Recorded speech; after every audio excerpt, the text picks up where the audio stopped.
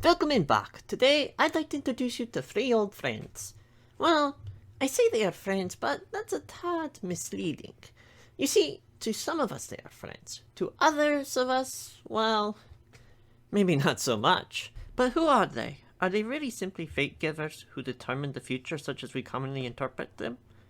Or is there something more to the Nornir? Well, first off, to those of you in the future will laugh at that last statement. Or maybe even now if you happen to know the error in talking of a future.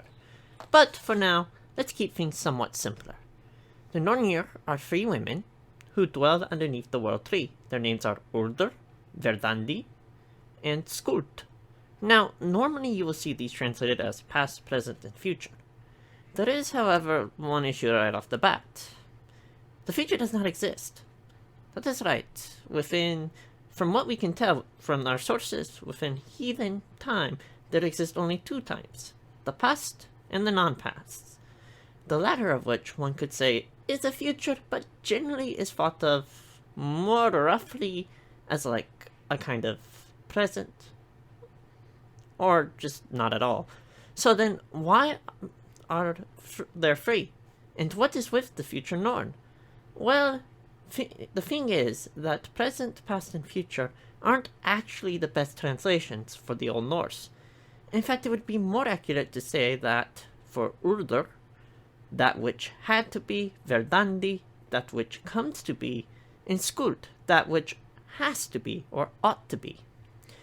To make it even plainer, the idea here is that within each of the Nornir, there is this tinge of necessity within their meaning. So, this is all nice and good, but what do the Nornir actually do? Well, thankfully, we can actually ask the Norse this in Volusvo. In particular, stanza 20.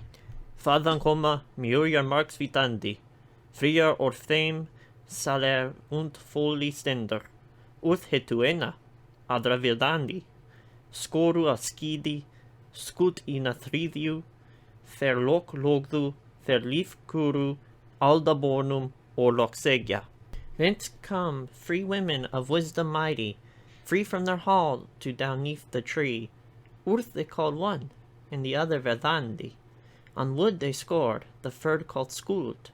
They laid the strata, they choose a life, for all children, and pronounce their most significant things laid before them. And for those wondering, yes, I did the translation myself, and I did make it pretty literal there.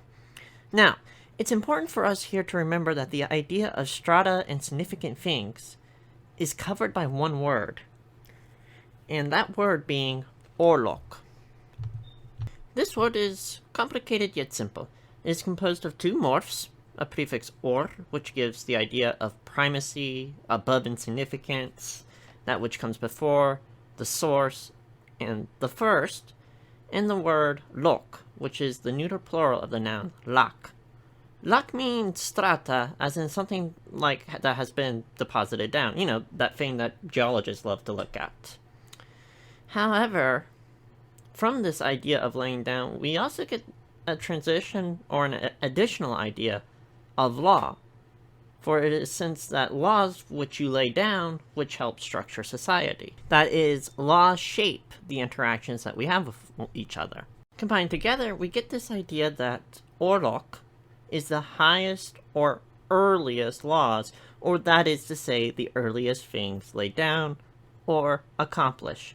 This laying down of things, that is, the pronouncement of primal law, is done along with another important task by the Nornir, the nursing of the world tree Yggdrasil itself. To nurse Yggdrasil, the Nornir take the water from Urdabrunner, the Brunner of Urdur.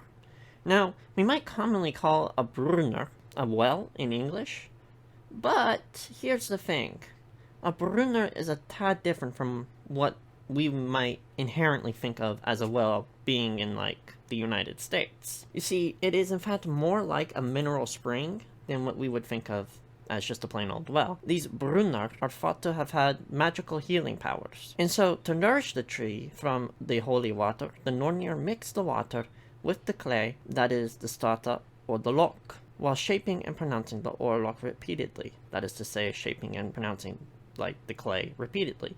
This is to say that all these things are sort of building up, and the Nornir, sort of in their process of nourishing the tree, organize them. And the process continues and continues. Thus, really, to speak Orlok is to take into account all the strata, or, as another way to put it, it is to take into account all that happens with respect to all that has already happened. When spoke, it also brings down events from the world tree itself, because you have to have actions that fall from the world tree to come into the well. And so it brings stuff into the well. Thus, the Nornir kind of have also this regenerative aspect to them, as well as they structure events to keep everything in motion. Sound complicated?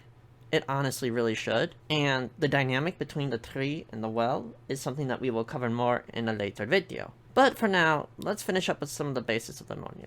So, aside from the relation to the tree, it is also important to consider the relation to each other. If we think of Skuld as that which ought to be, then it seems like there's a little bit more distance between Skuld and her sisters Verdandi and Urdur. How do I mean? Well, when it comes to that which is coming to be and that which had to be, the line becomes rather thin.